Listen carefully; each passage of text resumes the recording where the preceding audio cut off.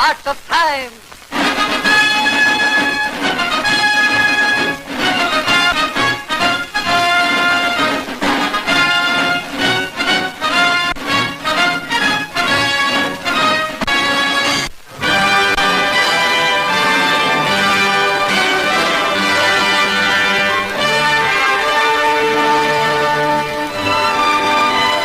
Set down on the equator, halfway round the world, where the Indian Ocean meets the South China Sea, are the most fabulously rich and coveted islands in the Far East, the Netherlands East Indies.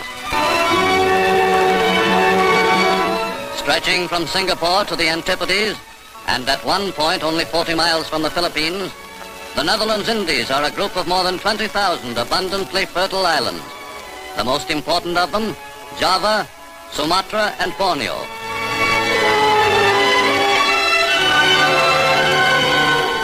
Today, the people of the Dutch East Indies are making ready to resist invasion, for they know that with their motherland, a conquered state of Nazi Germany, their islands now are likely spoils of conquest.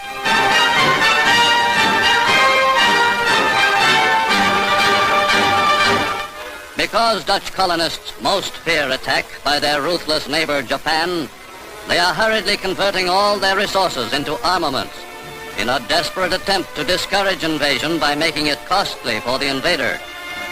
From the lightning-quick destruction of Holland's own great cities, Amsterdam and Rotterdam, they have learned the great lesson of modern warfare, that aerial bombs are the prime weapons of both offensive and defensive war. But key to all Japan's plans for a vast new empire are the Dutch East Indies. And with naval bases already established in the Spratly Islands to the north and Palau to the east, Japan is today in a position to strike. As a defense precaution, the Dutch have interned as dangerous enemy aliens the entire German population of the Indies.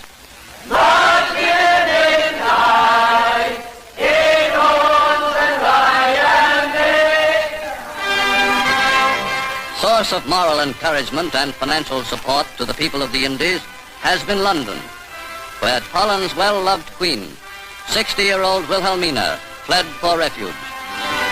Here with her exiled ministers, Wilhelmina has been attempting to carry on the affairs of the imperial Netherlands government, to hold together the great Dutch empire scattered over the world, on the mainland of South America, in the American Indies, and in the China Seas. An empire Nazi Germany is making every effort to destroy. German generosity and patience are not endless. The maltreatment of Nazis enjoined by the Dutch in the East Indies will bring swift reprisals.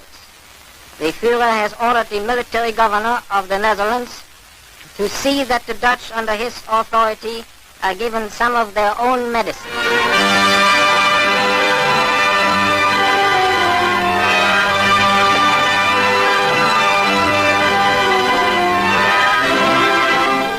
In the Netherlands Indies live nearly 70 million brown-skinned subjects of the good Queen Wilhelmina.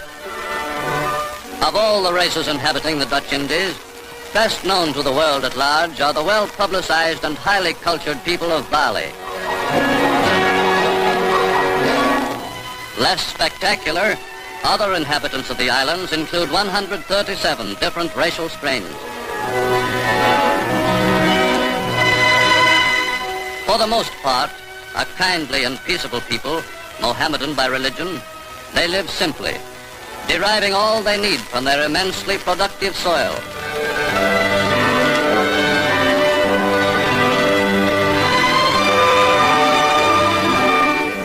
Intelligent, skillful, and moderately industrious, they make the utmost use of the products and resources they find around them. From generation to generation, they have preserved their tribal crafts, and in the course of centuries, they have produced masterpieces of minor art. Of native crafts, known is Javanese batik, fabrics richly patterned with the symbols of old Malayan sultans. Ruler over all the people and all the sultans in the Dutch East Indies is Queen Wilhelmina's Governor General, Jonkheer Takauer, a mild and liberal autocrat.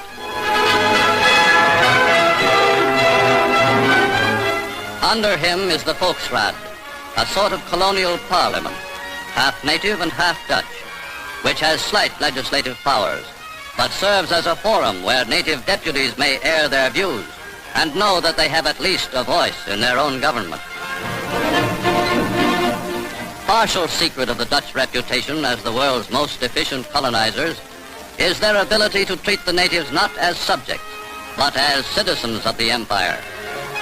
In public and private schools throughout the East Indies, natives and Dutch study together, are equally encouraged to become proficient in those fields which will best fit them to serve in the future development of the colonies. Administered for a full century with tolerance and a far-seeing eye for profits, the Netherlands Indies have grown to be a rich field for investment. And the trade of the Indies has not only brought wealth to the Dutch people, but it has made one of the tiniest nations of Europe an important and respected world power. None have known better than the Dutch how to make productive use of the natural riches in which the Indies abound. No tobacco is more in demand than the delicate Sumatra, painstakingly cultivated to produce a large, fine leaf, which brings top prices in world markets as a wrapper for choice cigars. Scattered over the islands are thousands of acres of sisal, a tough, fibrous tropical plant. Easy to grow and simple to harvest, the leaves of the sisal plant yield long hemp-like strands, which, when treated and dried, are spun into strong lines and heavy ropes.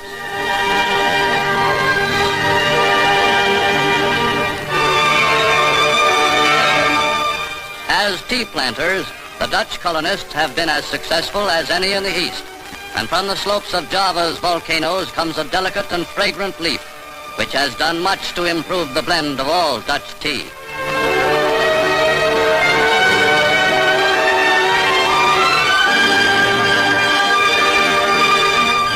From the bark and roots of East Indian cinchona trees comes virtually the entire world's supply of quinine. Not a native of the East, the cinchona tree was transplanted to the Indies from South America by the far-seeing Dutch, who, through careful cultivation and seed selection, have developed a rich monopoly.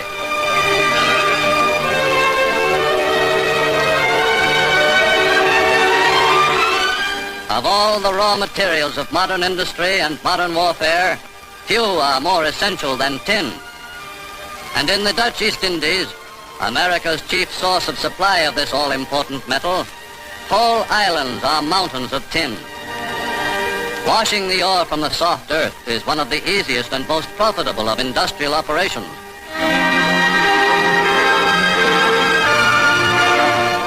But even more vital to the nations of the world is another product of the East Indies, rubber.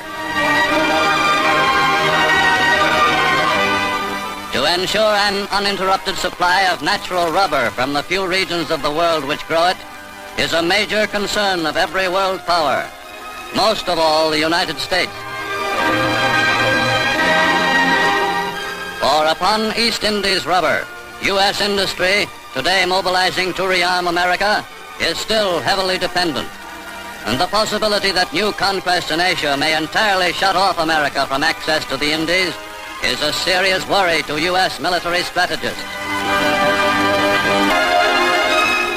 In the same degree that Dutch tin to Japan's great military machine, with war and blockade gradually cutting down other sources of supply, Japan's militarists are demanding that they be given unlimited access to the oil fields of Borneo and Sumatra.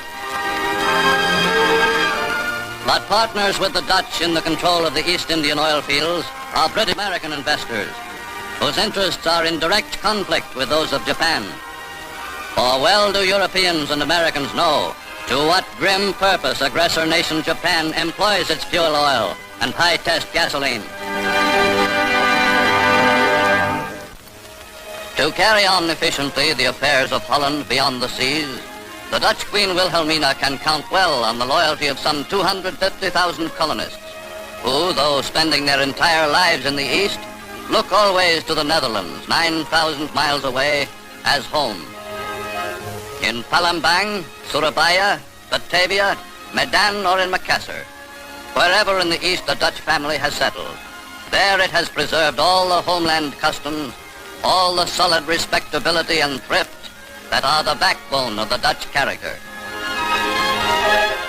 First citizens in Dutch colonial life are its substantial burghers, businessmen who, in carrying on the commerce and government of their empire, are equally concerned with maintaining the social traditions of a hearty, convivial people. Of all European colonists in the Orient, the Dutch are the most democratic, most given to the simple pleasures of plain people.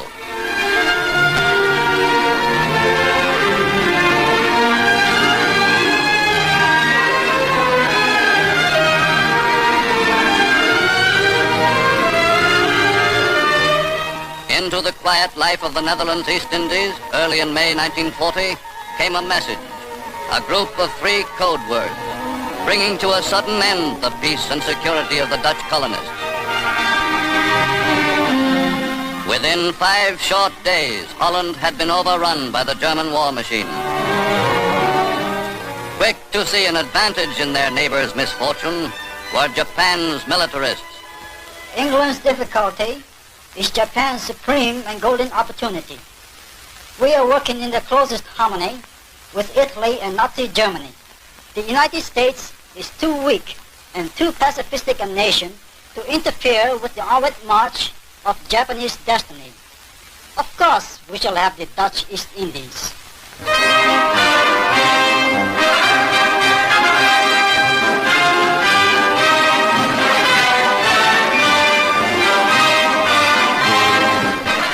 As the people of the Netherlands Indies face the gravest danger in the history of their empire, native sultans with ceremony and ritual reaffirm their loyalty to the Dutch crown and the Royal House of Orange.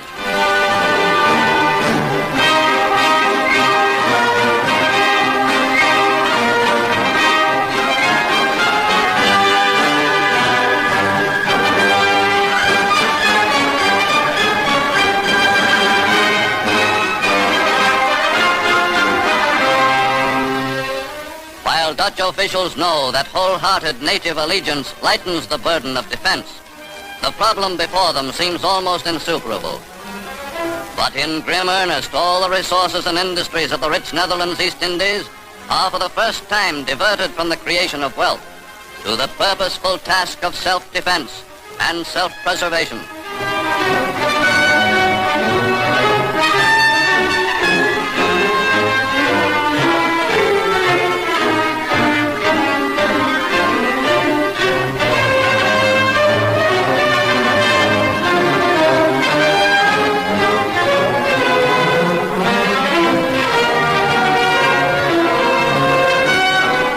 Drawing upon the full capacity of every plant, factory, and shop, the colony of a nation which for decades had staked its national security upon its traditional neutrality and the might of friendly British sea power, faces the fact in 1940 that it must be prepared to fight alone for its own existence against an alliance of 3 great military dictatorships.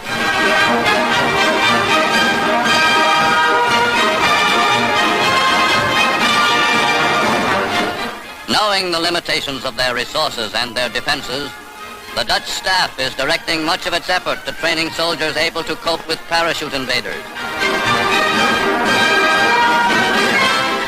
Throughout the islands, the Army is establishing anti-aircraft defenses wherever they will be most effective.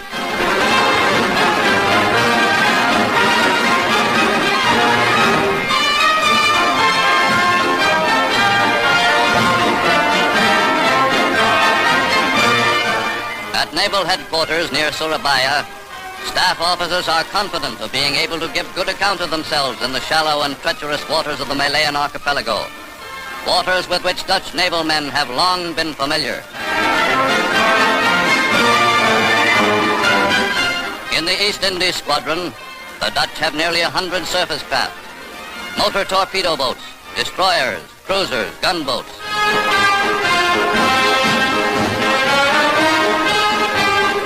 At the Surabaya Naval Base are more than 5,000 trained sailors and Marines, some of them veterans of Germany's invasion of the Netherlands.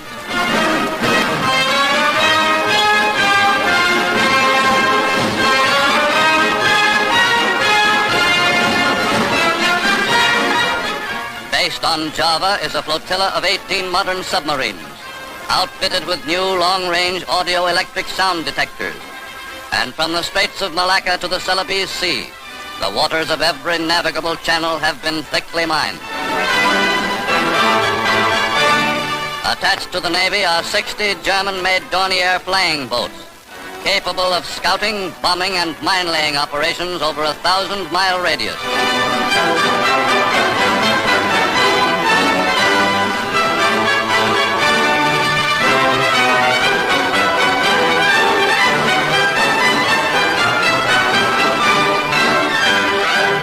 And in the Indies is a third line of defense, a compact Army Air Force of 3,000 men and nearly 300 combat planes. But Dutch colonials know that against the full force of a Japanese assault, they cannot hold out. Yet sober Indies Dutchmen hope that so long as America still stands guard in the nearby Philippines, Japan will not dare strike the blow by which she means to drive the white man forever from the Orient.